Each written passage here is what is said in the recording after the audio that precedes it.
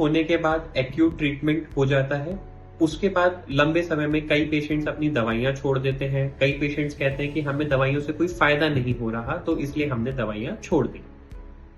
एक बार अगर आपको स्ट्रोक या क्लॉटिंग हो गई है तो उसके बाद जरूरी है कि आप एक रेगुलर फॉलोअप में रहें और अपनी मेडिसिन को रेगुलरली लें।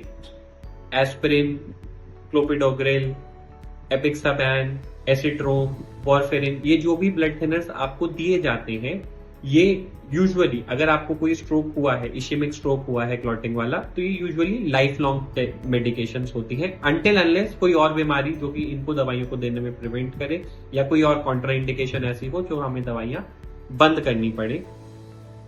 मोस्ट ऑफ द केसेस में ये दवाइयां हमें लाइफ लॉन्ग लेनी होती है। पेशेंट्स कहते हैं कि हमें कोई फायदा तो हो नहीं रहा, शुरू में 2 से 3 महीने फायदा हुआ, उसके बाद से हम वैसे के वैसे ही हैं, या फिर अब हम बिल्कुल नॉर्मल फील कर रहे हैं, तो हम दवाई क्यों लें?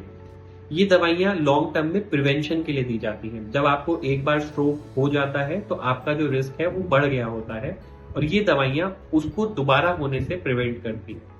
अगर आपको ये दवाइयां चल रही हैं तो आपको ये दवाइयां कंटिन्यू करनी है, इन्हें बिना सलाह के नहीं छोड़ना है।